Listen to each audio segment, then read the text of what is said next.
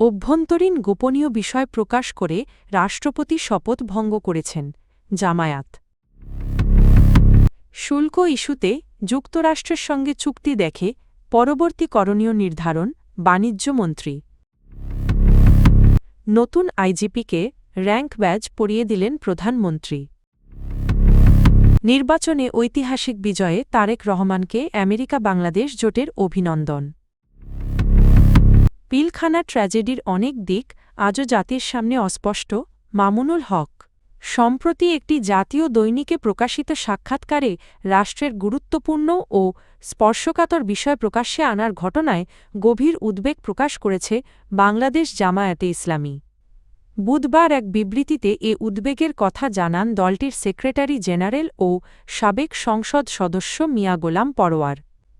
বিবৃতিতে তিনি বলেন, রাষ্ট্রপতি মোহাম্মদ শাহাবুদ্দিন দেশের সর্বোচ্চ সাংবিধানিক পদে অধিষ্ঠিত। এই পদে থাকা ব্যক্তির প্রতিটি বক্তব্য ও পদক্ষেপ রাষ্ট্রীয় শপথ ও গোপনীয়তা রক্ষার নীতিমালার সঙ্গে সরাসরি সম্পৃক্ত। সাম্প্রতিক সাক্ষাৎকারে রাষ্ট্রের অভ্যন্তরীণ ও গোপনীয় বিষয় জনসমক্ষে প্রকাশ করে রাষ্ট্রপতি শপথ ভঙ্গ করেছেন এবং রাষ্ট্রের গোপন বিষয়ের আমানত রক্ষায় ব্যর্থতার পরিচয় দিয়েছেন বলে মন্তব্য করেন তিনি। মিয়া গোলাম পরোয়ার বলেন, একজন রাষ্ট্রপতির এমন বক্তব্য জাতির মধ্যে নতুন বিতর্ক, প্রশ্ন ও অনিশ্চয়তার জন্ম দিয়েছে। সংবিধান, রাষ্ট্রীয় শপথ এবং সাংবিধানিক ধারাবাহিকতার বিষয় এ ধরনের বক্তব্য জাতিকে বিভ্রান্ত করছে এবং তা রাষ্ট্রের মর্যাদা ও ভাবমর্যাদার সঙ্গে অসামঞ্জস্যপূর্ণ। শুল্ক ইস্যুতে যুক্তরাষ্ট্রের সঙ্গে সম্পাদিত চুক্তির বিস্তারিত পর্যালোচনা করে পরবর্তী করণীয় নির্ধারণ করা হবে বলে জানিয়েছেন বাণিজ্যমন্ত্রী খন্দকার আব্দুল মুকতাদির। বুধবার দুপুরে সচিবালয়ে গণমাধ্যম কর্মীদের সঙ্গে আলাপকালে তিনি কথা বলেন। সম্প্রতি যুক্তরাষ্ট্রের পক্ষ থেকে সব দেশের জন্য নতুন করে শুল্ক আরোপের বিষয়ে প্রশ্ন করা হলে বাণিজ্যমন্ত্রী বলেন, যুক্তরাষ্ট্রের সঙ্গে ট্যারিফ ইস্যুটি এখনও বিকাশমান। তিনি জানান, যুক্তরাষ্ট্র সব দেশের জন্য 15% ট্যারিফ আরোপের ঘোষণা দিয়েছে বলে শোনা গেলেও এ বিষয়ে এখনও কোনো লিখিত নোটিশ পাওয়া যায়নি। অপর এক প্রশ্নের জবাবে তিনি বলেন, যুক্তরাষ্ট্রের সঙ্গে ট্যারিফ সংক্রান্ত চুক্তি একটি সংবেদনশীল বিষয় এবং বাংলাদেশও একটি সংবেদনশীল দেশ। যেহেতু বিষয়টি এখনও চূড়ান্ত নয়, সে কারণে এ মুহূর্তে এ নিয়ে কোনো মন্তব্য করতে চান না তিনি। নিত্যপণ্যের দাম প্রসঙ্গে বাণিজ্যমন্ত্রী বলেন, বাজার স্থিতিশীল রাখতে বাণিজ্য মন্ত্রণালয় যে পণ্যগুলো আমদানি করে সরবরাহ দিচ্ছে সেগুলোর দাম বর্তমানে স্থিতিশীল রয়েছে, তবে কিছু বিক্রেতা পরিস্থিতির সুযোগ নেওয়ার চেষ্টা করছেন বলেও মন্তব্য করেন তিনি। পুলিশের নবনিযুক্ত মহাপরিদর্শক আইজিপি মো. আলী হোসেন ফকিরকে র্যাঙ্ক ব্যাজ পরিয়ে দিয়েছেন প্রধানমন্ত্রী তারেক রহমান। বুধবার দুপুরে সচিবালয়ের মন্ত্রিপরিষদ বিভাগে প্রধানমন্ত্রীর কার্যালয়ে আনুষ্ঠানিকভাবে এই র্যাঙ্ক ব্যাজ পরিয়ে দেওয়া হয়। এ সময় উপস্থিত ছিলেন স্বরাষ্ট্রমন্ত্রী সালাহউদ্দিন আহমেদ এবং স্বরাষ্ট্র সচিব মঞ্জুর মোর্শেদ চৌধুরী। এর আগে আর্মড পুলিশ ব্যাটালিয়ন APBN এর প্রধান অতিরিক্ত আইজিপি মো. আলী হোসেন ফকিরকে পুলিশ মহাপরিদর্শক হিসেবে নিয়োগ দিয়ে মঙ্গলবার প্রজ্ঞাপন জারি করে স্বরাষ্ট্র মন্ত্রণালয়। মো. আলী হোসেন ফকির BCS পুলিশ ক্যাডারের 15তম ব্যাচের কর্মকর্তা।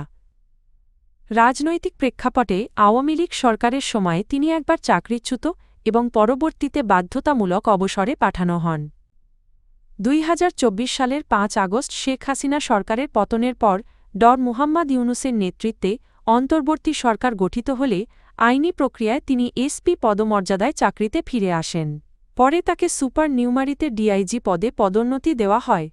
মার্কিন যুক্তরাষ্ট্র ভিত্তিক অলাভজনক সংস্থা America Bangladesh coalition for development ABCD বাংলাদেশে সম্প্রতি অনুষ্ঠিত জাতীয় নির্বাচনে বাংলাদেশ জাতীয়তাবাদী দল BNPর নিরঙ্কুশ বিজয় এবং প্রধানমন্ত্রী তারেক রহমান এর নেতৃত্বাধীন সরকারকে অভিনন্দন জানিয়েছে। সংস্থাটির পক্ষ থেকে বলা হয়েছে, এই নির্বাচন বাংলাদেশের গণতান্ত্রিক বিকাশের একটি গুরুত্বপূর্ণ সূচনা এবং এটি দেশের জনগণের প্রকৃত ইচ্ছার প্রতিফলন।